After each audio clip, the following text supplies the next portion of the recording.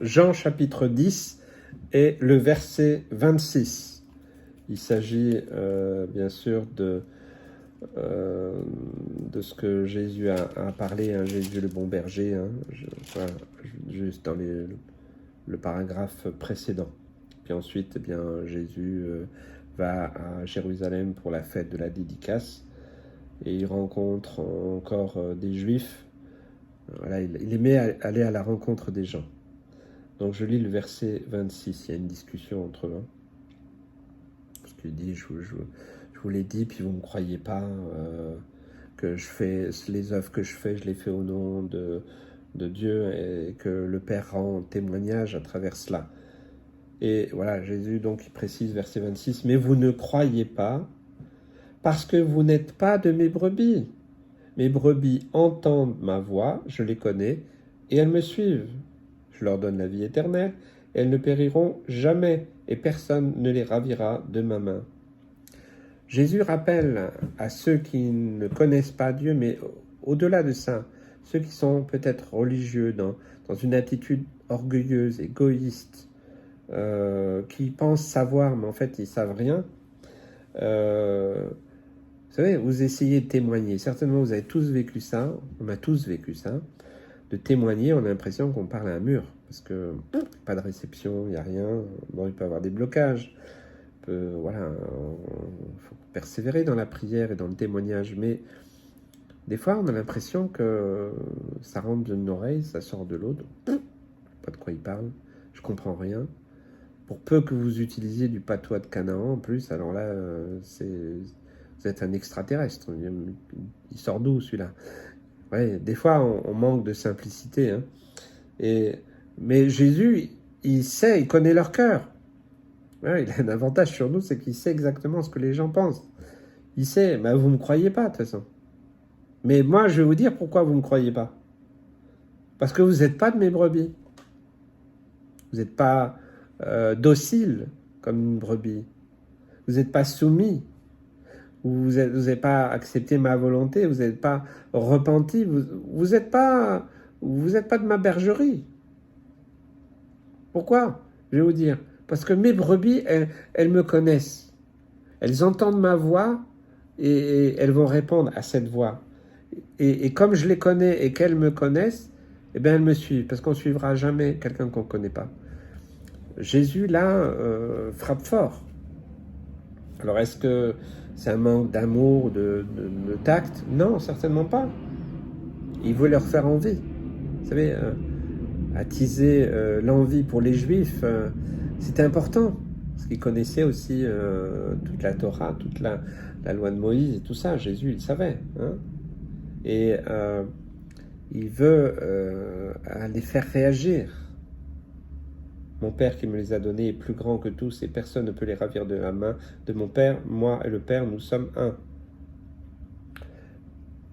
Il veut les interpeller, mais en fait, comme ils ne comprennent rien, ils comprennent que d'une manière religieuse. Alors, d'ailleurs, c'est pour ça le verset 31, les Juifs prirent de nouveau des pierres pour le lapider. Oula, non.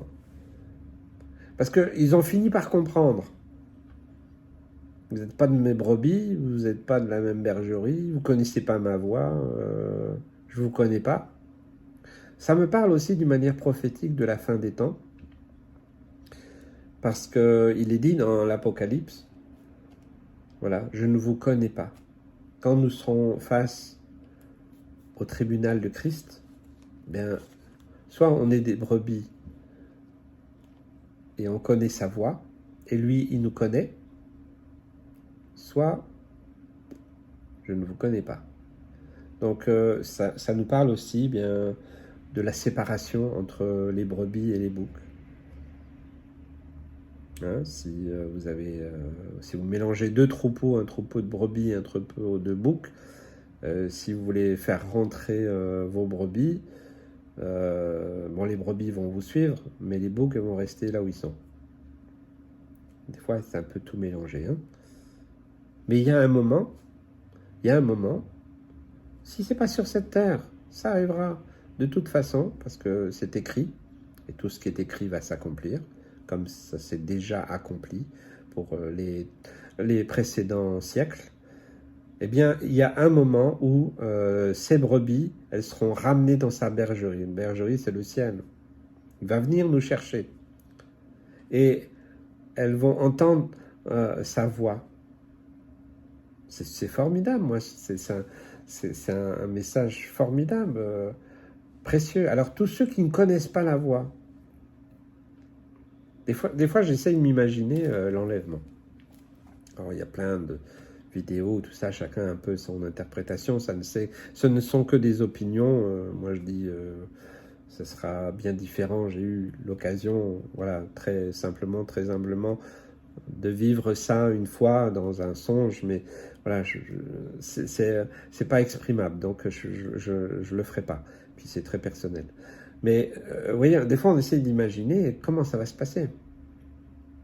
Comment il y a une sélection, est-ce qu'il va y avoir un programme informatique enfin, pour toute la planète, et puis il n'y a que ceux qui sont dans le livre de vie, que ceux qui ont accepté Jésus, qui sont vraiment repentis, qui vont être élevés de la terre. Ça paraît invraisemblable, pas seulement quand on ne parle pas de dizaines de personnes, mais de millions de personnes. Eh bien, il y a un fait très simple, et Jésus là le rappelle, c'est que les brebis, celles qui lui appartiennent, elles connaissent son nom. Elles connaissent sa voix, elles savent reconnaître sa voix. Peut-être qu'il y a plein d'autres religions qui annoncent je ne sais trop quoi, mais seulement les brebis du Seigneur connaissent la voix de Jésus. Ils connaissent sa voix, ils la connaissent à travers sa parole, à travers son esprit, à travers son œuvre à la croix. Ça, c'est extrêmement important. Et non seulement elles connaissent sa voix, mais Jésus connaît chacun en particulier. Alors quand Jésus, il dit, quand il va venir, quand Dieu va lui dire, allez, va chercher les brebis, hein, va chercher l'église. Ok, quand il va dire, venez, suis-moi, ce sera comme un aimant. Moi, je vois ça comme ça, dans ce que j'ai pu entrevoir, c'est un peu comme ça. Hein, on sera attiré à lui. Il va venir sur les nuées, on sera attiré d'une manière